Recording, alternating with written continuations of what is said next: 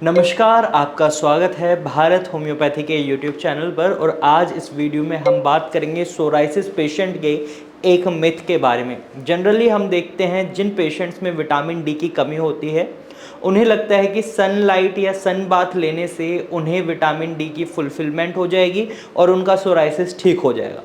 और ये कुछ हद तक ठीक भी है, गलत भी है। जनरली हम देखते हैं कई बार पेशेंट्स जब सोराइसिस से बहुत ज़्यादा इरिटेट हो जाते हैं, उन्हें बहुत खुजली होती है, बहुत ज़्यादा बर्निंग सेंसेशन महसूस होती है, तो ऐसे में वो सन बाथ लेने लगते हैं विटामिन डी की फुलफिलमेंट के लिए। लेकिन यहाँ पर मैं आपको बता दूं, यहाँ पर आप दिन में किसी भी समय सन बाथ नहीं कर सकते या सनलाइट के सामने नहीं जा सकते और लंबे समय तक आप धूप नहीं सेक सकते, क्योंकि इसकी वजह से आपको सनबर्न और खुजली और साथ साथ ही आपको बर्निंग सेंसेशन हो सकती है। क्योंकि जब आप धूप में लंबे समय तक बैठते हैं तो इसकी वजह से स्वेटिंग हो सकती है, और स्वेटिंग यानी पसीना आपके सोराइसिस को बढ़ा सकता है, तो इस बात का खास ध्यान रखें। वहीं पेशेंट के मन में ये रहता है कि विटामिन डी की फुलफिलमेंट के लिए उनके पास सिर्फ और सिर्फ एक ही ऑप्शन है, सनलाइट। तो यहाँ पर आप गलत हैं। आप विटामिन डी की फुलफिलमेंट के लिए डॉक्टर की सलाह के बाद सप्लीमेंट्स भी ले सकती हैं, उससे भी आपको फ़ायदा मिलेगा।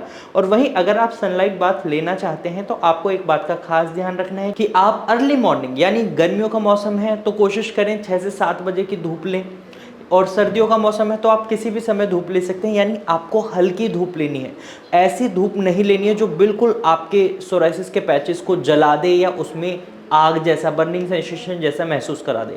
कई बार पेशेंट्स को जब बोला जाता है कि वो सन बाथ लें या सनलाइट एक्सपोजर को बढ़ाएं विटामिन डी के लिए, तो पेशेंट्स कई बार गलत समझ लेते हैं और वो किसी भी समय सनलाइट एक्सपोजर लेते हैं या सनलाइट बाथ लेने लग जाते हैं, और इसका एडवर्स इफेक्ट उनकी रिपोर्ट्स में देखने को मिलता है और उनके शरीर में देखने को मिलता है।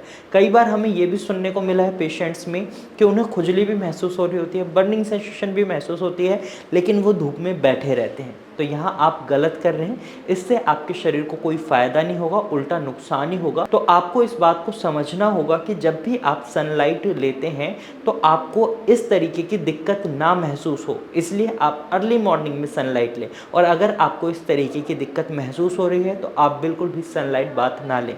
कई पेशेंट में ये देखा जाता है जब भी वो सनलाइट का एक्सपोजर लेते हैं या सन बाथ लेते हैं तो उनको बहुत ज़्यादा खुजली होती है। तो यहाँ पर मैं आपको एक बात क्लियर कर दूँ, ऐसे पेशेंट्स को सन बाथ लेने की ज़रूरत नहीं है, उन्हें सनलाइट एक्सपोजर की ज़रूरत नहीं है। वो डॉक्टर से बोलकर विटामिन डी के सप्लीमेंट्स ले सकते हैं। क्योंकि कई बार हम देखते हैं जब रिपोर्ट्स में विटामिन डी की डेफिशिएंसी आती है तो पेशेंट्स जल्दबाजी में सनलाइट को ही अपना बेस्ट ऑप्शन समझते हैं। तो यहाँ आपको ये गलती नहीं करनी है, क्योंकि इसकी वजह से आपका सोराइसिस बढ़ सकता है। आइडल टाइम है मॉर्निंग में, उस तरीके से अगर आप सनलाइट ले रहे हैं तो ये आपके लिए अच्छा रहेगा।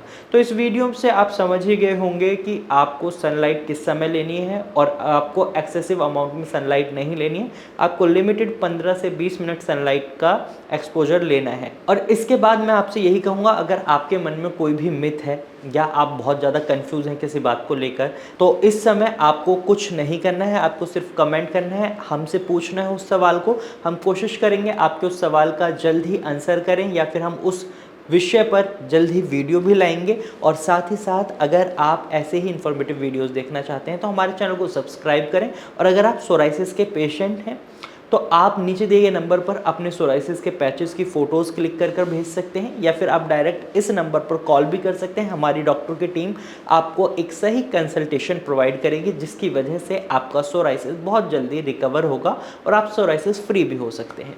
तो आज के वीडियो में सिर्फ इतना ही। अगर आपको ये वीडियो अच्छी लगी है तो इसे लाइक करें, और ये जानकारी यूज़फुल लगी है तो इसे शेयर करना ना भूलें। Thank you for watching.